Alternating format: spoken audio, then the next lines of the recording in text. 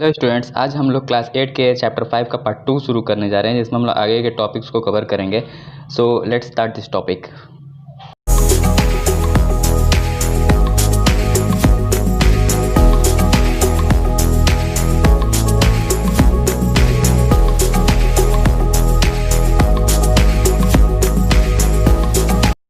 Start करने से पहले मैं आप सभी को बता देता हूं कि अगर आप इस चैनल पर नए हैं और हमारे चैनल के कोई भी वीडियो को मिस नहीं करना चाहते हैं तो प्लीज़ इस चैनल को सब्सक्राइब करके बेल आइकन पर टिक करना ना भूलें। और हमारे चैनल के कोई भी वीडियोस को क्लास वाइज अगर आपको देखना है तो प्लीज़ इस चैनल के प्लेलिस्ट सेक्शन में जाके अलग अलग क्लासेस के वीडियोज़ को देख सकते हैं। जैसे क्लास 8 का वीडियो को क्लास 8 के फोल्डर पर क्लिक करना होगा, क्लास 8 के वीडियोज़ को इस तरीके से आप लोग देख सकते हैं। क्लास 7 का भी वीडियोज़ उसी तरीके से देख सकते हैं, क्लास 7 के फोल्डर को खोल के, और क्लास 7 के सारे चैप्टर को देख सकते हैं। ऐसे ही अलग अलग क्लास के वीडियोस को ऐसे ही देखा जा सकता है। तो जैसा कि आप लोग जानते हो कि पिछले क्लास में हम लोगों ने पिछले वीडियो में ASP के एक पेज को क्रिएट करके हम लोगों ने देख लिया था। अब आगे हम लोग देखें कि उस पेज में किस किस टैग्स की मदद से कौन कौन से एलिमेंट्स को ऐड करके उस पेज को क्रिएट किया गया था। तो सबसे पहले हम लोग ये जो परसेंटेज वाला सिंबल होता है, जो कि यहाँ पे फर्स्ट पैराग्राफ में इस टैग के बारे में बताया जा रहा है कि जो परसेंटेज वाला सिस्टम, परसेंटेज वाला जो सिंबल यूज़ किया गया है टैग्स के अंदर में, वो क्या काम करता है। तो यहाँ पर ये बात बताया जा रहा है कि क्या काम करता है कि बताता है सर्वर को, जो कंप्यूटर को हम लोगों ने सर्वर बना के यूज़ कर रहे हैं हम लोग उसको, तो उस सर्वर को ASP बतलाता है कि इस पेज के अंदर में कुछ कोड्स का इस्तेमाल किया जा रहा है। बस ये जो टैग यहाँ पे इस्तेमाल हो रहा है, इस तरीके का टैग, तो ये टैग जो है ये सर्वर को बताता है कि इस पेज के अंदर में कुछ कोड्स का इस्तेमाल किया गया है। यहाँ पे यही बात लिखा हुआ है कि telling the server that inside here is some code that needs to be looked and processed. तो यहाँ इस पेज के अंदर में कुछ कोड है और उस पर प्रोसेस करना है। ये टैग्स का यही काम है, ये ब्राउज़र सर्वर को ये बात बतलाता है। और यहाँ पे हम लोगों ने ये भी चीज़ देखा था कि यहाँ पे एक एक्सप्लिसिट नाम का एक चीज़ लिखा हुआ था जब हम लोग पेज क्रिएट कर रहे थे। एक बार मैं बैक करके फिर से दिखा दे रहा हूँ, वो यहाँ पर लिखा हुआ था। यहाँ पे एक्सप्लिसिट जो लिखा हुआ है, इसका क्या मीनिंग था। सबसे पहले तो हम लोगों ने ब्रैकेट के बारे में देख लिया। आगे जो ओपन एक्सप्लिसिट लिखा हुआ है, इसका क्या मीनिंग है। तो जो कि हर पेज के शुरू में हम लोग, हर पेज के टॉप में इसको हम लोगों को लिखना होगा। जब भी ASP का पेज क्रिएट होगा तो इसको हम लोगों को याद करके रखना पड़ेगा कि इसको हम लोगों को हर पेज के टॉप में इसको लिखना है, और ये प्रैक्टिस करते करते हम लोगों के दिमाग में बैठ जाएगा और ये हम लोगों के ASP का हर पेज के सबसे टॉप में लिखा जाएगा। यहाँ पे यही बात बताया जा रहा है। और ये क्या काम करता है कि ये डिक्लेयर करता है कि एप्लीकेशन जो यहाँ पे यूज़ हो रहा है उसके अंदर में बहुत सारे वेरिएबल्स हैं। यहाँ पे यही बात बताया जा रहा है कि it forces you to declare all the variables in your application, we will talk about that greater detail later. तो इसके बारे में हम लोग डिटेल में आगे में देखेंगे। बट यहाँ पे बस ये बात अभी जान लेना हम लोगों को कि ओपन एक्सप्लिसिट जो है वो बताता है, डिक्लेयर करता है कि जो एप्लीकेशन यहाँ पे इस्तेमाल कर रहे हैं हम लोग सर्वर के रूप में, उसके अंदर में वेरिएबल्स का यूज़ हो रहा है।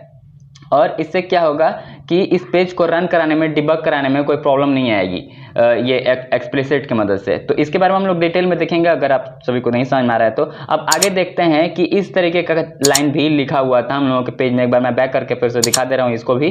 तो यहाँ पे ये चीज़ लिखा हुआ है, जैसा कि आप सभी को दिखाई दे रहा होगा, ये जो लैंग्वेज VB स्क्रिप्ट लिखा हुआ है, तो इसके बारे में अब बताया जा रहा है कि ये क्या काम करता है। तो ये बस बतलाता है सर्वर को कि कौन से लैंग्वेज का इस्तेमाल किया जा रहा है। तो यहाँ पे आप सभी को दिखाई दे रहा होगा क्लियरली कि language equal to VB script हम लोग लिखे हुए हैं। तो हम लोगों ने पिछले वीडियो में ये देखा था कि जो ASP है वो दो तरीके के लैंग्वेज को यूज़ करता है, एक VB स्क्रिप्ट, एक जावा स्क्रिप्ट। तो यहाँ पर हम लोग अगर ये लाइन अगर उसमें इंसर्ट कर देते हैं, टाइप कर देते हैं, तो इसका मतलब ये होता है कि जो ASP का पेज क्रिएट किया जा रहा है वो VB स्क्रिप्ट के जरिए क्रिएट किया जा रहा है। और हम लोग इसको ASP जो होता है वो सर्वर साइड लैंग्वेज होता है, स्क्रिप्टिंग लैंग्वेज। तो सर्वर साइड में VB स्क्रिप्ट का ही इस्तेमाल किया जाता है। तो यहाँ पर ये बस सर्वर को ये बतलाता है कि यहाँ पे VB स्क्रिप्ट के लैंग्वेज का इस्तेमाल किया जा रहा है। अब आगे के पार्ट में हम लोग जो उस प्रीवियस प्रोग्राम में हम लोगों ने लिखा था, DIM स्टेटमेंट के बारे में भी लिखा था हम लोगों ने, और वहाँ पे रेस्पॉन्स ऑब्जेक्ट के बारे में हम लोगों ने लिखा था। तो इन दोनों के बारे में हम लोग डिटेल में देखेंगे। तो सबसे पहले डिम स्टेटमेंट के बारे में आगे में बताया जा रहा है कि डिम स्टेटमेंट क्या काम करता है। तो जो DIM है वो उसको हम लोग फुल फॉर्म में डायमेंशन कहते हैं। मीन्स जो डायमेंशन होता है उसी को शॉर्टकट में DIM लिखा जाता है। तो यहाँ पे इस टॉपिक में हम लोग वेरिएबल्स के बारे में देखेंगे कि वेरिएबल्स क्या होता है और वेरिएबल्स में DIM का क्या काम है। तो DIM जो है उसको फुल फॉर्म हम लोग डायमेंशन कहते हैं, और यहाँ पे सबसे पहले यही बात बताया जा रहा है। और ये जो डायमेंशन होता है, जो DIM जो ऑब्जेक्ट है जिसको इस्तेमाल हम लोग कर रहे हैं अपने प्रोग्रामिंग में, तो ये जो है ये बेसिक लैंग्वेज जो हुआ करता था पहले के टाइम में, वो बेसिक लैंग्वेज का ही एक पार्ट है डायमेंशन वाला जो ऑब्जेक्ट हम लोग इस्तेमाल कर रहे हैं ASP पेज में। तो ये DIM क्या काम करता है कि ये इससे ये पता चलता है कि पेज के अंदर में वेरिएबल्स का इस्तेमाल हो रहा है। तो जब भी हम लोग वेरिएबल्स को अपने पेज के अंदर में लिखते हैं तो उसके साथ DIM लिखा जाता है, जो कि हम लोग आगे के एग्जांपल्स में देखेंगे। नेक्स्ट पैरा में ये बात बताया जा रहा है कि DIM जो है वो ओपन ऑप्शन एक्सप्लिसिट जो होता है उसके साथ मिलके कोऑपरेट करके और ये डिक्लेयर करता है कि इस पेज के अंदर में वेरिएबल्स हैं। तो अब आगे में जो एग्जाम्पल दिया हुआ है उसको हम लोग गौर करते हैं। जैसे मैं ये जो एग्जाम्पल दिया हुआ है जो मैं अंडरलाइन कर रहा हूँ इसको आप लोग ध्यान से देखो। जैसे DIM स्पेस STR नेम लिखा हुआ है, INT नंबर लिखा हुआ है, DEC नंबर लिखा हुआ है। तो ये क्या है ये तीनों?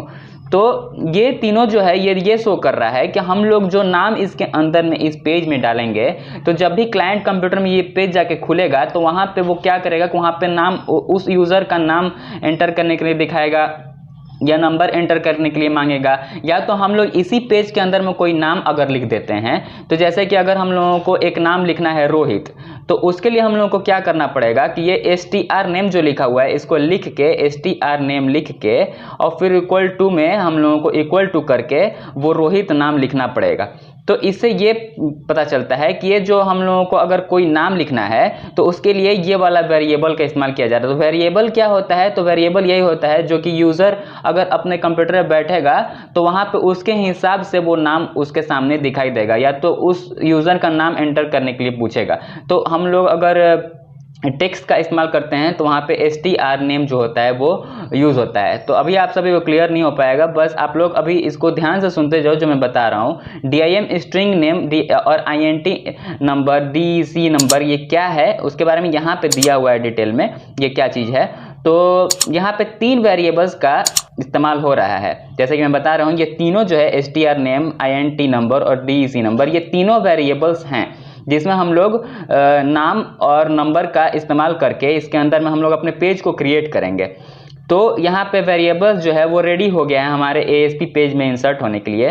तो जैसा कि हम लोगों का दूसरा प्रोग्रामिंग लैंग्वेज होता है, हम लोगों का दूसरा जो प्रोग्रामिंग लैंग्वेज होता है उसके अंदर में भी वेरिएबल्स नेम और वेरिएबल का टाइप इस्तेमाल किया जाता है। उन सब प्रोग्रामिंग लैंग्वेजेस में वेरिएबल का नेम और वेरिएबल का टाइप, तो यहाँ पे जो है वेरिएबल का नेम इस्तेमाल हो रहा है। जैसे STR जो है वो एक तरीके का वेरिएबल का नेम है जैसे में, और INT नंबर जो है ये भी वेरिएबल का नेम है। तो जो VB स्क्रिप्ट है उसके अंदर में वेरिएबल का टाइप इस्तेमाल नहीं होता है, और दूसरे प्रोग्रामिंग लैंग्वेजेस में वेरिएबल का नेम और वेरिएबल का टाइप दोनों इस्तेमाल होता है। तो अब हम लोग ये देखते हैं कि आगे पैराग्राफ में क्या बताया जा रहा है कि if you are new to programming, अगर आप लोग प्रोग्रामिंग में नए हैं तो आप सभी को इसको ध्यान से इस टेबल को देखना होगा जो कि नीचे में दिया हुआ है। कुछ बेसिक डेटा टाइप्स के बारे में यहाँ पे बताया जा रहा है कि ये सारे बेसिक डेटा टाइप्स क्या हैं। तो most programming languages have many more data types. तो दूसरा जो प्रोग्रामिंग लैंग्वेज होता है उसमें बहुत सारे डेटा टाइप्स होते हैं, बट उसमें से जो अगर आप लोग नए हैं प्रोग्रामिंग के लिए और बेसिक प्रोग्रामिंग शुरू करने जा रहे हैं तो उसके लिए आप सभी को ये तीनों जो होता है सबसे बेसिक जो वेरिएबल होता है इसके बारे में जानना जरूरी है। तो स्ट्रिंग क्या है इसको देखते हैं। तो स्ट्रिंग जो है वो अल्फा न्यूमेरिक कैरेक्टर्स को होल्ड करता है, अल्फा न्यूमेरिक कैरेक्टर्स को शो करता है। अल्फा न्यूमेरिक किसको कहा जाता है? जिसमें अल्फाबेट और नंबर्स दोनों यूज होते हैं। जैसे में हम लोग अगर RH लिख के और 1 लिख दिए तो ये अल्फा न्यूमेरिक कैरेक्टर कहलाएगा। तो अगर हम लोगों को ASP पेज में, हमारे ASP पेज के अंदर में अल्फ़ाबेट और नंबर्स दोनों को एक साथ दिखाना है तो उसके लिए हम लोगों को स्ट्रिंग का इस्तेमाल करना पड़ेगा, स्ट्रिंग वेरिएबल का। इसी को शॉर्टकट में STR कहा जाता है जो कि स्ट्रिंग का शॉर्टकट है। तो STR अगर नेम लिख के हम लोग इक्वल टू में ये वाला RH1 लिख दिए तो ये क्या होगा कि हमारे पेज के अंदर में एक नाम दिखा देगा। तो अगर हम लोग अपने पेज के अंदर में कोई नाम दिखाना चाहते हैं तो उसके लिए हम लोग को स्ट्रिंग नेम का इस्तेमाल करना पड़ेगा, या नाम के साथ कोई नंबर्स का इस्तेमाल करना चाहते हैं हम लोग तो उसके लिए हम लोग स्ट्रिंग नेम का इस्तेमाल करेंगे। और इंटीजर जो है ये दूसरा वेरिएबल है, इसके अंदर में सिर्फ नंबर्स का इस्तेमाल किया जाता है। मींस इंटीजर को शॉर्टकट में हम लोग INT लिखते हैं, जैसे कि यहाँ पे लिखा हुआ था INT नंबर। तो INT नंबर मींस हम लोगों को अगर अपने ASP पेज में नंबर्स को दिखाना है तो इंटीजर के मदद से हम लोग नंबर्स को दिखाते हैं। जैसे मैं एग्जाम्पल में जो दिया हुआ था INT लिख के हम लोगों को वहाँ पे नंबर लिखना होगा और फिर उसके बाद इक्वल टू में हम लोग अगर 10 लिख देते हैं तो हमारे पेज के अंदर में अगर हम लोगों को कोई डिजिट दिखाना है, कोई नंबर दिखाना है, तो हम लोग ये वेरिएबल के मदद से दिखाएंगे, ना कि हम लोग इक्वल टू 10 बस ऐसे ही लिख देंगे तो हम लोगों का पेज जो है उसके अंदर में एरर बताने लगेगा।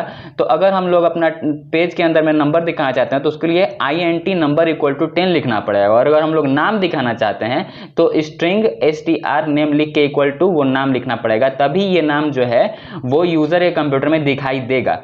अब आगे जो वेरिएबल बताया जा रहा है, तीसरा वेरिएबल, वो है डेसिमल वेरिएबल। डेसिमल वेरिएबल में क्या होता है कि इस तरीके के डेसिमल्स वाले नंबर्स को इस्तेमाल किया जाता है। अगर हम लोग इस तरीके के नंबर्स को इस्तेमाल करना चाहते हैं तो हम लोगों को इस तरीके के एग्जाम्पल को लिखना पड़ेगा। यहाँ पे जो लिखा हुआ था DEC नंबर जो लिखा हुआ है, ये DEC नंबर को लिख के और इक्वल टू में हम लोग 14.2 को दिखाना है अपने पेज के अंदर में, तो हम लोग इस तरीके से पहले DEC नंबर लिखेंगे, फिर इक्वल टू 14.2 लिखेंगे। फिर उसका जब ये लिखा जाएगा और इसको रन करा के हम लोग अपने इंटरनेट पे भेज देंगे फाइल ट्रांसफर प्रोटोकॉल से, तो जब यूजर के पास ये पेज खुलेगा तो वो 14.2 उसको दिखाई देगा। बट अगर DEC नंबर हम लोग नहीं इस्तेमाल करते हैं, INT नंबर वेरिएबल नहीं इस्तेमाल करते हैं हम लोग, या STR नेम का वेरिएबल, ये तीनों जो है ये तीनों एक एक वेरिएबल्स हैं। अगर नेम को दिखाना है तो STR का इस्तेमाल किया जाएगा, नंबर को दिखाना है तो INT का इस्तेमाल किया जाएगा, डेसिमल्स को दिखाना है तो DEC का इस्तेमाल किया जाएगा। ये तीनों वेरिएबल जो होता है वो हमारे प्रोग्रामिंग लैंग्वेज में सबसे बेसिक वेरिएबल होता है। ये तीनों बहुत इस्तेमाल किया जाता है हम लोगों के पेज को या प्रोग्रामिंग को लिखने के लिए। तो यहाँ पे यही बात बताया जा रहा है। अब आगे के ये टॉपिक हम लोगों का कवर हो गया है। अब आगे हम लोग देखते हैं। तो आगे में हम लोग इफ देन स्टेटमेंट बारे में देखते हैं। इसको भी हम लोग ASP के पेज को क्रिएट करने के लिए इस स्टेटमेंट का भी इस्तेमाल किया जाता है, इफ देन स्टेटमेंट का। तो जब भी हम लोग VB स्क्रिप्ट के मदद से हम लोग अपने कोई भी पेज को या कोई भी लैंग्वेज को लिखते हैं तो उसके अंदर में इफ देन स्टेटमेंट का जरूर इस्तेमाल होता है। इफ देन स्टेटमेंट जो होता है वो कंडीशनल स्टेटमेंट भी कहा जाता है उसको। तो इसका किस जगह पे इस्तेमाल किया जाता है, तो जब भी अगर हम लोग कोई कंडीशन दिखाना चाहते हैं कि कोई काम हो रहा है तो उसके बाद कुछ हैपन होगा, मीन्स उसके बाद कुछ होगा, मीन्स कोई काम स्टार्ट हो रहा है तो उसके बाद उसको एंड करने के लिए भी कुछ काम होने वाला है, तो इसको इफ देन को हम लोग उस जगह पे इस्तेमाल करते हैं। तो एक एग्जांपल दिया हुआ है जिससे आप लोगों को क्लियर हो जाएगा कि मैं क्या बोलना चाह रहा हूँ। तो जो इफ देन स्टेटमेंट होता है उसके अंदर में बहुत सारे इवेंट्स होते हैं और इवेंट्स का रेस्पॉन्स होता है उस इवेंट के अंदर, मीन्स कोई इवेंट हो रहा है और उसका रेस्पॉन्स हो रहा है, जो कि आगे के एग्जांपल से आप सभी को समझ में आ जाएगा। तो यहाँ पे एक सिंटैक्स लिखा हुआ है, if string name equal to NA then string name equal to not available end if. तो ये प्रोग्राम को लिखने के बाद हमारे पेज के अंदर में क्या होता है, तो in this case we are checking our string variable string name to see if it is set to NA। तो यहाँ पे ये बात बताया जा रहा है कि अगर हम लोग इस कोड को हम लोग अपने पेज में लिख देते हैं और जब भी यूज़र अपने कंप्यूटर में जाके और स्ट्रिंग नेम के जगह पे कुछ नहीं लिखता है, मीन्स नॉट अवेलेबल, अगर वहाँ पे वो कुछ नहीं लिखता है तो उसके सामने क्या होगा कि ये वाला जो स्ट्रिंग नेम जो सामने नॉट अवेलेबल दिखाई दे रहा है ये उसके सामने शो हो जाएगा। बट अगर वो यूज़र अपना नाम एंटर कर देता है जहाँ पे उसको एंटर करने के लिए यहाँ पे बताया जा रहा है, तो क्या हो जाएगा कि वो प्रोग्राम एंड हो जाएगा। बट अगर वो वहाँ पे नाम नहीं डालता है अपना तो क्या होगा, देन यहाँ पे देन इसलिए लिखा जा रहा है, अगर वो NA करता है, नॉट अवेलेबल कर देता है, वो अपना नाम नहीं एंटर करता है, तो देन क्या होता है उसके बाद, तो वहाँ पे नॉट अवेलेबल नाम से टेक्स्ट सामने उसके सामने नज़र आ जाएगा। बट अगर वो वहाँ पे नाम एंटर कर देता है तो उसके सामने नॉट अवेलेबल नहीं शो करेगा। बट अगर उसके सामने अगर वो नाम नहीं एंटर करता है देन वहाँ पे नॉट अवेलेबल लिख देगा। इसलिए इसको इफ़ देन स्टेटमेंट कहा जाता है। अगर इफ मीन्स अगर वो अपना नाम एंटर कर देता है तो उसके सामने वो प्रोग्राम रन कर जाएगा। बट अगर वो अपना नाम नहीं एंटर करता है तब क्या होगा, देन क्या होगा, तो उसके सामने नॉट अवेलेबल नाम से वहाँ पे उसको दिखाई दे देगा। तो यहाँ पे इस पैराग्राफ में यही बात बताया जा रहा है। तो if tells the computer that you are done, और ये जो एंड इफ जो लास्ट में हम लोग लिख रहे हैं इससे ये पता चल रहा है ये कंप्यूटर को बतला देगा सर्वर को कि हम लोगों का प्रोग्राम रन कर चुका है। और इफ़ देन स्टेटमेंट को हम लोग कंटिन्यू कर सकते हैं आगे में एग्जीक्यूट कराने के लिए, रन कराने के लिए। अब आगे में ये बात बताया जा रहा है कुछ कंपैरिजन के वाले ऑपरेटर्स का इस्तेमाल करके हम लोग कैसे अपने इफ देन स्टेटमेंट को कंप्लीट करते हैं। तो जैसे यहाँ पे इक्वल टू का इस्तेमाल किया गया था, तो हम लोग इस जगह पे कुछ अलग ऑपरेटर्स का भी इस्तेमाल कर सकते हैं। जैसे में इक्वल टू हो गया, लेस देन हो गया, लेस देन इक्वल टू हो गया, ग्रेटर देन हो गया, ग्रेटर देन इक्वल टू हो गया और नॉट इक्वल टू हो गया। इसके मदद से भी हम लोग अपने पेज को बना सकते हैं, अपना प्रोग्रामिंग को लिख सकते हैं। जैसे वहाँ पे इक्वल टू का इस्तेमाल किया गया था, तो इक्वल टू का इस्तेमाल इसलिए किया गया था ताकि हम लोग कोई भी डेटा को कंपेयर कर सकें। यहाँ पे भी हम लोग you can use this compare any numerical data type. अगर हम लोग का जो डेटा टाइप है वो न्यूमेरिकल है, नंबर्स है, तो उसको कंपेयर करने के लिए हम लोग लेस देन इक्वल टू का इस्तेमाल करते हैं, लेस देन का इस्तेमाल करते हैं। अब लेस देन इक्वल टू को भी हम लोग न्यूमेरिकल डेटा के लिए ही इस्तेमाल करते हैं। ग्रेटर देन जो होता है उसमें भी न्यूमेरिकल डेटा टाइप के जगह पे इस्तेमाल करने के लिए इसको यूज़ किया जाता है। ग्रेटर देन इक्वल टू को भी न्यूमेरिकल डेटा टाइप को कंपेयर करने के लिए यूज़ किया जाता है। जैसे कि आप लोग जानते हो कि ये जो 10 है ये ग्रेटर देन और इक्वल टू 10 है, तो या तो ये 10 से बड़ा है या तो 10 के बराबर है, ये शो करता है। तो इस तरह के ऑपरेटर्स को हम लोग न्यूमेरिकल डेटा के रूप में हम लोग के जगह पे हम लोग इसको इस्तेमाल कर सकते हैं। और ये कोई भी डेटा टाइप में इस्तेमाल हो सकता है। ये जो नॉट इक्वल टू है ये नेम में भी, टेक्स्ट में भी इस्तेमाल हो सकता है, ये नंबर्स में भी इस्तेमाल हो सकता है, मीन्स स्ट्रिंग में और नंबर्स में। तो अब आगे में ये बताया जा रहा है कि when using the comparison operator above always remember to put string comparison in quotes।